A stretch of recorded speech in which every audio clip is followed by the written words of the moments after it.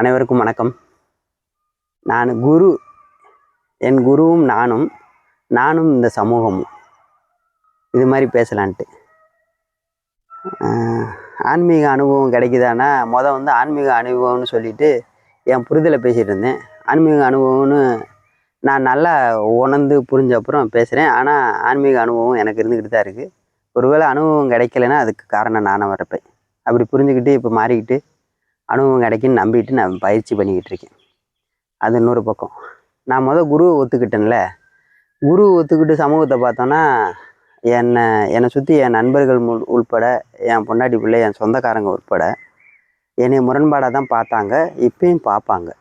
அதில் ஒரு பாதி பேர் உண்மைதான் ஒத்துப்பாங்க, ஒரு பாதி பேர் கொஞ்சம் முரண்படுவாங்க, கொஞ்சம் பேர் சுத்தமாகவே இது ஆகாத இடத்துல போய் சேர்ந்து இதுவும் குட்டிச்சவர் ஆயிடுச்சுன்னு நினைப்பாங்க. நான் ஒட்டு மொத்தமாக எனக்கு இப்போ புரிஞ்சிருக்கிறத இதை பேசலான்ட்டு. நான் ஏன் குருவை தேடினேன், அப்புறம் ஏன் உங்ககிட்ட ஏதோ ஒன்று வீடியோ மூலியமோ இல்லாட்டி என் சொந்தக்காரங்கிட்டையோ என் நண்பர்கள்ட்டையோ ஏன் சொல்லிகிட்டே இருக்கேன்னா, எனக்கு சின்ன வயசுலேருந்தே பழக்கம். ஏதாவது நான் அனுபவித்தா 4 பேருக்கு என்னால் சொல்லாமல் இருக்க முடியாது. அது ஏதோ ஒரு மாதிரி நல்லா இல்லை, எனக்கு அப்படி பழக்கம் இல்லாமல் ஆயிடுச்சு. ஒருவேளை நானே வச்சு அனுபவித்தா உங்களுக்கெல்லாம் தெரிய போகிறதே இல்லை. யார்கிட்டையும் கம்முன்னு சொல்லாமே, நான் ஐயாவை சொல்லாமல் பயிற்சி பண்ணிவிட்டு நான் பாட்டுக்கு நானே இன்பமாக வாழ்ந்துக்க போகிறேன். எனக்கு தெரியாது, அது மாதிரி ஆனாலும் ஆயிரும். நான் திரும்ப கூட அனுபவம்லாம் ஆகி உங்களோட பேசுவேனான்னு எனக்கு தெரியாது. ஆனால் நான் இப்போ எனக்கு புரிகிறத தகவலாக உங்களோட சொல்லிக்கிறேன். நான் குருவை தேடினதே நம்ம செத்து போயிடுவோம், நம்ம யார் எங்கே போவோம், அதுக்காக தேடினேன். 2வது ஆன்மீக அனுபவம் தான், இல்லாட்டி இறை தேடல் தான் ஒரு மனிதனை முழுமையடைய வைக்குமோ. பேரின்பம்னா இறையை அனுபவிச்சிட்றது தான் அப்படின்றனால நான் மனுஷன் இல்லை, அது எப்படி இருக்கும், ஆனந்தமாக இருக்கும்னா அது எப்படி இருக்கும்னு பாடுறது தான் ஐயாவை போய் பார்த்தேன். அவரை பார்த்து நிறைய ஒழுக்கம் இதெல்லாம் அவர் சொல்லி கொடுக்குறது தாண்டி உங்களுக்கு நான் சொல்கிறது. சமீபத்தில் குரான் படிக்கலான்ட்டு என் முஸ்லீம் நண்பர் ஒருத்தர் இருந்தார். அவர்கிட்ட போய் குரான் புக்கு வாங்கி படிக்கலான்னு புக்கை கேட்க போனேன். கொஞ்ச நேரம் உட்கார வச்சு அவங்க ஓதுனது இதெல்லாம் பார்த்துட்டு கொஞ்ச நேரம் அங்கே அதை பார்க்க வேண்டியது ஆயிடுச்சு. பார்த்துட்டு அந்த புக்கு கொடுத்தாங்க. அங்கே புக்கு கொடுக்குறதுக்கு முன்னாடி அந்த தகவலை சுருக்கமாக சொல்லிட்டாங்க. அதனால் நான் புக்கு கொண்டு கொஞ்சம் படித்தேன். அதுக்கப்புறம் அவங்களே சொல்லிட்டாங்களே, புரிஞ்சிச்சுன்னு விட்டுட்டேன். அப்போ அதில் புக்கில் எனக்கு என்ன புரிஞ்சிச்சுன்னா, நபின்னு ஒருத்தர் இருந்தார். ஒரு 40 வயசுக்கு முன்னாடி வரைக்கும் அவர் சமூக ஒழுக்கத்தோட பொருத்தியும் அவர் மனசாட்சிக்கு பொருந்தி இருந்தார். வட்டிக்கு விடுறது தப்பு, மனசாட்சிக்கு நேர்மையாக வாழணும், உடம்பு ஒழுங்காக பார்த்துக்கணும், சுற்றி யாரையும் காயப்படுத்தக்கூடாது, நம்மளை காயப்படுத்தக்கூடாது இப்படின்னு அவர் அந்த குகைக்குள்ளே போய் அந்த ஏதோ ஒரு அனுபவம் கிடைக்கிறதுக்கு முன்னாடி அவர் யாருன்னா ஒரு சுய ஒழுக்கமான மனுஷன், யாரையும் கஷ்டப்படுத்தக்கூடாதுன்னு, நான் சந்தோஷமாக வாழணும் இப்படின்றதுல ஏதோ சமூக கட்டமைப்பு நீங்கள் சொல்கிற மாதிரி பார்த்தீங்கன்னா அவர் ஒரு நல்ல மனிதர். அப்போ அவர் 40 வயசுக்கு மேலே அந்த கோயிலில் போய் ஏதோ ஆன்மீக அனுபவம் கிடைச்ச அப்புறம் அவர் பேசுகிற வார்த்தையெல்லாம் என் வார்த்தையில் கடவுள் வார்த்தையாகவே சொல்லி, அதுக்கப்புறம் அவர் சொல்கிற வார்த்தைங்கள்லாம் டெய்லி சொல்கிற மெசேஜ் எல்லாம் ஒரு புக்காக வடிவமைச்சிருக்காங்க. எப்படின்னா, ஏதோ நீங்கள் நேரத்துக்கு கரெக்டாக சாப்பிடுங்க, பசிச்சு சாப்பிடுங்க, உங்கள் எதிராளியே ரொம்ப கஷ்டமாக சோகமாக ஏழையாக இருக்காங்களா அவங்களுக்கு சாப்பாடு போட்டு சாப்பிடுங்க. இந்த மாதிரி அவர் மனசாட்சி பொதுவாக ஒரு மனிதநேயம் உள்ள மனிதன் என்னெல்லாம் சொல்லணுமோ அதை கடவுள் புரிஞ்ச அப்புறம் எப்படி புரிஞ்சுக்குன்னா, இந்த வார்த்தை கூட என்னதில் எல்லாம் கடவுள் வார்த்தைன்னு சொல்லி கொடுத்துட்டாரு. அப்போ நல்ல மனிதர்கள் பேசுகிற எல்லாமே குரானா, பைபிளா, இல்லாட்டி பகவத்கீதை எதையோ ஒன்றா வச்சுக்கலாம். நம்ம எந்த வார்த்தை பேசினாலும் அது அவங்க நல்லதுக்கு தான் சொன்னாங்கன்னு புரிஞ்சுக்கிட்டோம்னா எந்த புக்குக்குள்ளேயும் விஷயம் இல்லை. என்கிட்ட விஷயம் இருக்குன்னு எப்போ புரியும்னா, நம்ம ஒழுக்கமாக, நம்ம சுய ஒழுக்கமாக, நம்ம மனசாட்சிக்கு நேராக யாருக்கும் துன்பம் இல்லாமல் வாழ்கிறோமா, நம்மளை துன்பப்படுத்தாமல் இருக்கோம்னாவே நம்ம பேசுகிற வார்த்தை எல்லாமே கடவுள் வார்த்தை தான். அப்போ இதுக்குள்ளே எந்த புக்கை கொண்டு வரலான்னா ஏதோ என்ன கொண்டு வந்துக்கலாம். பயங்கரமான ரொம்ப மோசமான புக்குக்குள்ளேயே நல்லதை எடுத்து போனால் நம்மக்கிட்ட தான் இருக்குது, புக்கில் இல்லை. அப்போ நான் ஏன் ஐயாவை புரிஞ்சுக்கிட்டும் கூட குரான் படிக்கணும், இல்லாட்டி எதையோ ஒன்று இன்னும் கூட தேடுறேன்னா, ஒருவேளை அவங்க என்ன சொல்லியிருப்பாங்க, ஒரு தகவலாக எனக்கு தெரியுது. ஐயாவை தாண்டி உண்மையெல்லாம் என்னால் கண்டுபிடிக்க முடியாதுன்னே புரிஞ்சிச்சு நல்லாவே. இருந்தாலும் அவங்க சொல்கிறது இப்போ நான் சொல்கிறதுக்கு மெசேஜ் சொல்கிறதுக்கு உதவியாக இருக்குன்றனால அப்படி நான் பார்த்தேன்னா, ஐயாவுக்கு முன்னாடி பார்த்தா அவர் நேர்மை, ஒழுக்கம், சரியாக இருக்கணும், யாரையும் துன்பப்படுத்தக்கூடாது, சிவானா ஒரு நல்லவன், அது மாதிரி பேர் வாங்கி வச்சுருந்துருக்காரு.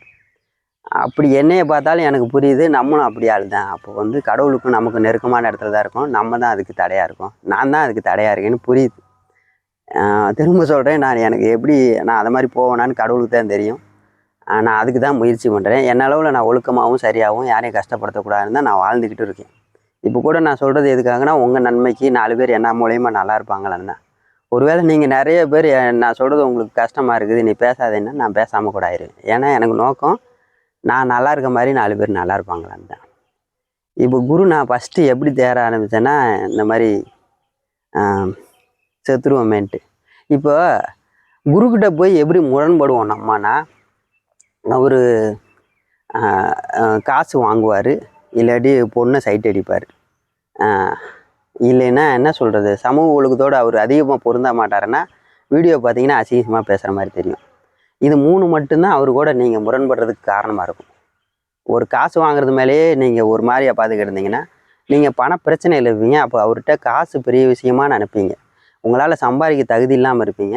அவர் ஏன் இவ்வளோ காசு வாங்குறாருன்னு. நீங்கள் ஒரு வேளை சம்பாரித்து தகுதியை வளர்த்து நிறையா காசு ஆயிடுச்சுன்னா அவர் சொல்லிக் கொடுக்குறது பெரிய விஷயம், காசு மேட்டர்லேன்னு நினைப்பீங்க. அது மாதிரி அசிங்கசியமாக பேசுகிறாரு நினைக்கிங்க.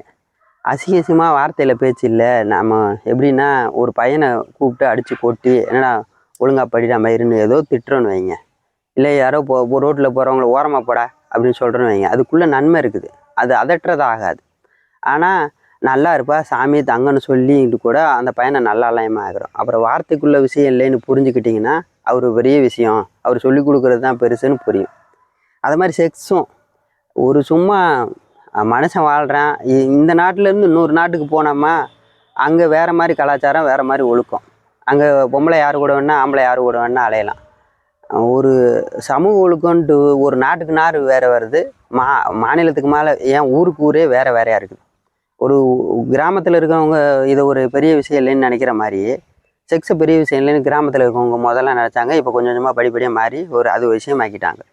அது மாதிரி வெளிநாட்டு தாய்லாந்து வேறு சிங்கப்பூர் மலேசியாலாம் போனீங்கன்னா அது ஒரு பெரிய விஷயம் இல்லை. அவங்கவுங்க இன்பமாக இருக்கிறதுக்கு வந்திருக்காங்க, இன்பமாக இருப்பாங்க. நீங்கள் அதை முழுமையாக அனுபவிக்காமல் என்ஜாய் பண்ணாமல் இருந்தீங்கன்னா, இல்லாட்டி நீங்கள் பழகின விதத்திலே ஒருத்தையை தவிர வேறு யாரும் பார்க்கக்கூடாதுன்னு நினச்சிங்கன்னா அவர் சொல்கிற வார்த்தை எப்படி இருக்குன்னா, அசிங்கம் பிடிச்சவர் செக்ஸாக பேசுவார், இல்லை செக்ஸ் யாரும் வேணா கூப்பிட்டு போனால் வச்சுப்பார். அப்படிலாம் அவர் இல்லை.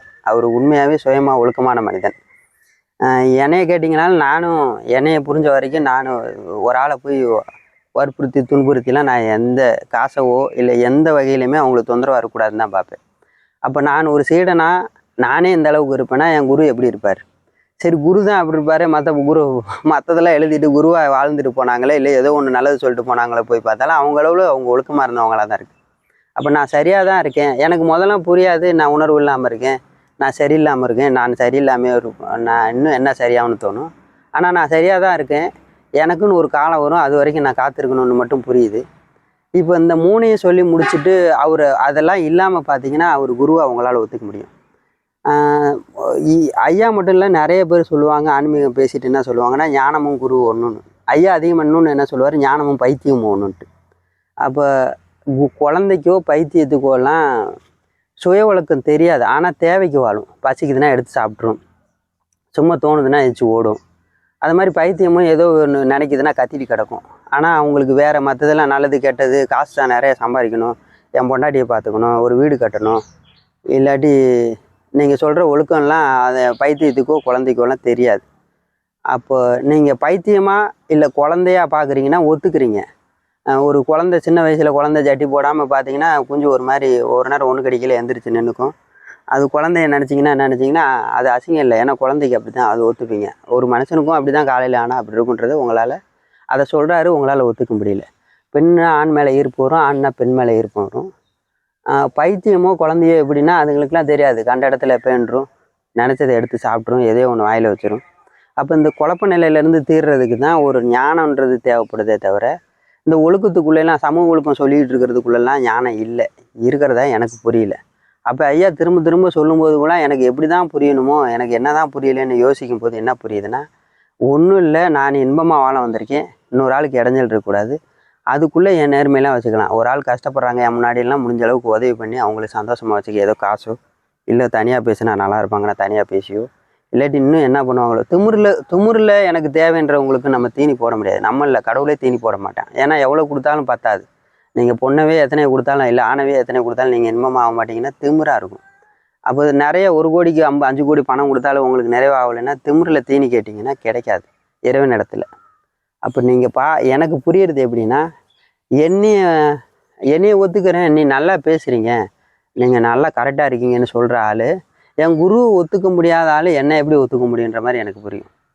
சரி, இதுக்குள்ளெல்லாம் எப்படி முரண்பாடு? நான் ஏன் உங்களோட பொருந்த மாட்டேறேன்? ஒன்று நான் மாறணும், இல்லை இவங்க மாறணும். அப்படிலாம் புரிஞ்சால் திரும்ப திரும்ப எனக்கு என்னென்னா, நம்ம தான் கரெக்டாக தானே இருக்கோம். நாம் எந்த வகையில் தப்பாக இருக்கோம்? நம்ம என் மனசாட்சிக்கு நேராக பேசுகிறோம், உள்ளதை அப்படியே நேராகவே பேசுவேன். என் கூட பேசுகிற எல்லாருக்குமே, என் கொடுக்குற இருக்கிற எல்லாருக்குமே நான் வந்து நேரடியாகவே சொல்லுவேன். எனக்கு காசு வேணுமோ வேணாமோ, நம்ம இப்படி ஒன்று வச்சுக்கலாம், இதனால தான் நான் தப்பு பண்ணிட்டேன், இல்லை நீங்கள் தப்பு பண்ணீங்க. யார் இருந்தாலும், என் மனைவியாக இருந்தாலும், என் சொந்தம் இருந்தாலும், என் ஃப்ரெண்டு இருந்தாலும், என்னோட உறவாட பிடிக்குதுன்னா பேசுங்க, பிடிக்காது இல்லைன்னா பேசாதீங்க. உங்களை துன்பப்படுத்தி என்னோட பண்ண வேணாம். ஏன்னா என் குருவே அதை தான் சொல்லுவார். அதனால் நான் உண்மையாக நேர்மையாக இருக்க என்ன ஆகுது, எனக்கு சரியாக இருக்க என்ன ஆகுதுன்னா, ஒருவேளை இவங்களோட எல்லாம் சுத்தமாக முரண்பட்டு நம்ம வேறு மாதிரி நிற்கிறோமான்னு புரிஞ்சிச்சு. அப்புறமா இல்லை, நம்ம தான் கரெக்டாக இருக்கோம், இவங்களுக்கு புரிய மாட்டேங்குதுன்னு. இப்பயும் கூட நான் ஒருவேளை 4 பேரை கஷ்டப்படுத்துகிறேன், காயப்படுத்துகிறேன், துன்பப்படுத்துறேன்னா நான் யோசிப்பேன், நம்ம சரியான ஆளை சந்திக்கலை, நம்ம கரெக்டாக இல்லை, நம்ம மனசு ஒப்ப மாட்டேங்குது, மனசு சந்தோஷமாக இருக்க மாட்டேங்குது இதெல்லாம் செய்கிறனால. அதனால் நான் குருவே இன்னும் தேடி இருப்பேன். இவர் சரியான குரு இல்லையா? நமக்கு கறி சாப்பிடக்கூடாதுன்னா, கறி சாப்பிடாத குரு வந்து மனசை சந்தோஷமாக வச்சுக்கிற மாதிரி சொல்லி கொடுக்குறாருன்னா பரவாயில்லையே. இல்லை செக்ஸ் பண்ணக்கூடாதுன்னா அப்படி ஒரு குரு மனசை சந்தோஷமாக வச்சுக்கிறாருன்னா, அப்போ உணர்வை சாகடிச்சிட்டு குருவை தேடிட்டு அலையிறீங்க. அப்போ எப்படின்னா, நான் பெரிய ஆளாக காமிச்சிக்கணும், ஒரு குரு வேணும், நானும் குரு ஆகணுன்னா வேறு குரு தேவைப்படலாம். இல்லை வசதியானவராக காமிச்சிக்கணும், நம்ம இவர்கிட்ட வந்தால் வசதியாக முடியாதுன்னா வசதியான ஆளை தேர்ந்தெடுத்து அவங்க கீழே வேலை செஞ்சு அவங்க மூலியமாக இன்னொரு கம்பெனி ஆரம்பிச்சுக்கலாம். அப்போ நீங்கள் இதெல்லாம் தேர்ந்தெடுக்கணும். ஒன்றும் இல்லை, நிறைய பேர் லேடிஸை பார்க்கணும் எனக்கு ஆசையாக இருக்குதுன்னா அந்த வேலையவே செஞ்சிடலாம். அப்படிலாம் ஆள்னா எனக்கு தெரியும். அந்த வேலையை செஞ்சுட்டா டெய்லியும் ஒரு ஆளை கூட பார்த்துக்கலாம். ஆம்பளையோ பொம்பளையோ அந்த அந்த அதுக்குள்ளே நான் வரல. ஏன்னா அது பேசுனா ஒரு மாதிரி அசிங்கமாக நினைக்கிற மாதிரி இருக்கும். ஆனால் ஊரில் அப்படி இல்லை. நம்ம ஊரில் மான்கறி தப்பு, வெளிநாட்டில் மான்கறி தப்பு இல்லை. அப்போ ஒன்று தப்புனா நாடு பூரா ஒன்று தான். என் மனசாட்சிக்கு இன்னொரு ஆளை துன்பப்படுத்தக்கூடாதுன்னா இதை எந்த நாட்டில் போய் அப்ளை பண்ணாலும் துன்பப்படுத்தக்கூடாது தான், தண்டனை உண்டு தான். அப்படி மனசாட்சிக்கு நேரம் ஏழையாக இருக்காங்க, உங்கள் முன்னாடி சாப்பாடு கஷ்டப்படுறாங்கன்னா பகுத்துண்டு பல்லுயிர் ஓம்புதல்னா, எனக்கு முன்னாடி சாப்பிடாமல் இருந்தாங்கன்னா நிறைய பேருக்கு சேர்த்து கொடுத்து சாப்பிட்றது தான் உலக நீதியே. அப்போ யார் தன் மனசாட்சிக்கு தன் உணர்வுக்கு மதிப்பு கொடுத்து வாழ்கிறாங்களோ அவங்கள குருவாக ஒத்துக்கிறது தான் நியாயமே. மற்றபடி ஊருக்கு ஊர் நாட்டுக்கு நாடு சட்டத்திட்டம் மாறுறதெல்லாம் அது வந்து சும்மா நம்ம பழகி வச்சுருக்கோம். இப்போ குழந்தைகிட்டையோ இல்லை பைத்தியத்துக்கிட்டே போய் சொன்னால் எப்படி அதெல்லாம் கேட்காதோ, இவர் வந்து கேட்டுட்டு சொல்லி எப்படியாவது சொல்லி இந்த மனிதனுக்கு புரிய வச்சிடணுமா பார்க்குறாரு. ஆனால் அவ்வளோ ஈஸியாக இல்லை. இப்போ நானே சொல்கிறேன் பேசுகிறேன்னா கூட அப்படி உடனே கூட கடவுளை சந்திக்கிற அளவுக்கு நீ நேர்மையாக இல்லைன்றாரு. அது எனக்கு நான் என்ன பண்ணுறது, அவ்வளோ பழகி வச்சுட்டேன்னு புரியுது. நான் பார்க்குறேன், இப்போ கூட திரும்ப பயிற்சி பண்ணுறேன். எனக்கு வந்து குருக்கிட்ட முரண்பாடே இல்லை. ஆனால் என்னோட நிறைய பேர்கிட்ட முரண்பாடு எனக்கு புரியுது. அதுக்கும் அவர் சொல்லி கொடுத்துறாரு, நீ உனக்கு இன்பமாக வாழ்ந்துக்க, 4 பேருக்கு நல்லது சொல்லு, சரியாக இருக்கணும், அவங்க சந்தோஷப்படுவாங்கன்னா நடிக்க கூட செஞ்சுக்கன்னு. எனக்கு நடிக்க முடியாமல் தவிக்கிறனால தான் நான் இப்போ வீடியோ கூட பேசுகிறேன். எனக்கு எல்லோரும் கூட என்னால் நடிக்க முடியல. அப்படி நான் உண்மையாக தான் இருக்கிறேன், நீங்களும் உண்மையாக இருங்கன்னு சொல்லிக் கொடுக்க பார்க்குறேன். அது துன்பப்படுற மாதிரி இருக்குது. நான் எப்படி நடிக்கலான்னா, என்னால் இன்னொரு ஆள் கஷ்டப்படுறாங்களே கஷ்டப்படக்கூடாதுன்னு நடிக்கிறேனே தவிர, ஆனால் எனக்கு நடிக்கணும்னு எண்ணம் இல்லை. பாருங்க, எனக்கு ஏன்னு சொல்கிறேன்னா, நான் சமீபமாக நிறைய பேரை சந்தித்தேன்.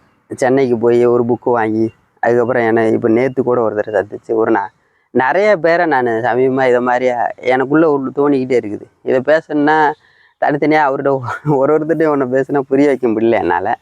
நீங்கள் புரியுதான்னு பாருங்கள். மொத்தத்தில் என்னென்னா, சந்தோஷமாக இருக்கும் வந்தோம். இந்த சந்தோஷத்துக்குள்ளே உங்கள் சொந்தமோ இல்லாட்டி உங்களோட சுற்றி இருக்கிற வேலை செய்கிறவங்களோ இல்லை உங்களை நீங்கள் பெரிய ஆள் நினச்சிக்கிட்டு இருக்கவங்களும் இல்லை.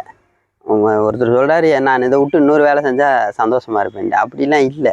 நம்ம இருக்கிறதே இன்பமாக செய்ய முடியல, இன்னொரு வேலையை மட்டும் எப்படி நல்லா செய்வோம்? அப்போ எல்லாமே எனக்குள்ளே இருக்குதுன்னு புரிஞ்சுக்கிட்டோம்னா நம்ம இன்பவாதி தான். 4 பேருக்கு நல்லதாக அதை நினச்சிக்கிட்டு நம்ம நல்லா தான் வாழ்ந்துட்டு போவோம். நீங்கள் பாருங்கள், திரும்ப திரும்ப என்னையவோ இல்லாட்டி என் குருவோ திட்டுறேன், இல்லை ஏமாத்துறேன், அவன்லாம் திருட்டு பையன்னு சொல்லிவிட்டு உங்களை நீங்கள் உங்கள் மனசாட்சியை நீங்கள் ஏமாற்றிக்காதீங்க. அதிகபட்சம் எவ்வளோ வேணுமோ சம்பாதிங்க, எப்படி சந்தோஷமாக இருக்குமோ வாழ்ந்துட்டு போங்க, தெரியாமையும். ஏன்னா செத்து போயிடுவோம் ஒரு நாள். வாழ்க்கை நிலையானதில்லை.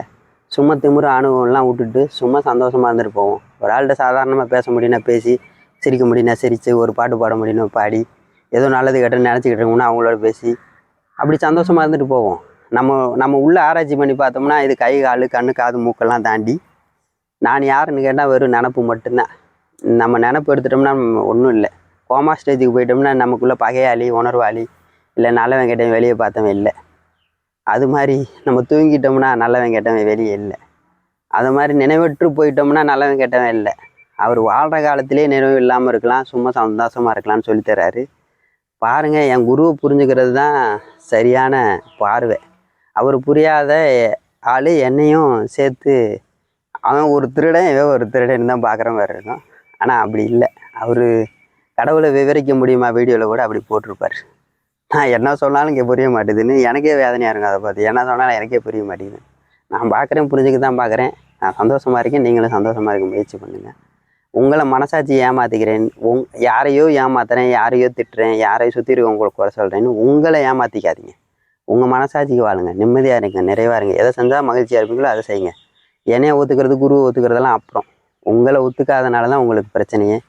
பாருங்கள், உங்களை ஒத்துக்குங்க, சந்தோஷமாக கொண்டாட்டமாக இருங்க. அடுத்த சந்தர்ப்பத்தில் பேசுகிறேன். உங்களுக்கு கமெண்ட் இருந்தால் கூட கீழே சொல்லுங்கள், நான் பேசுகிறேன். நன்றிங்க.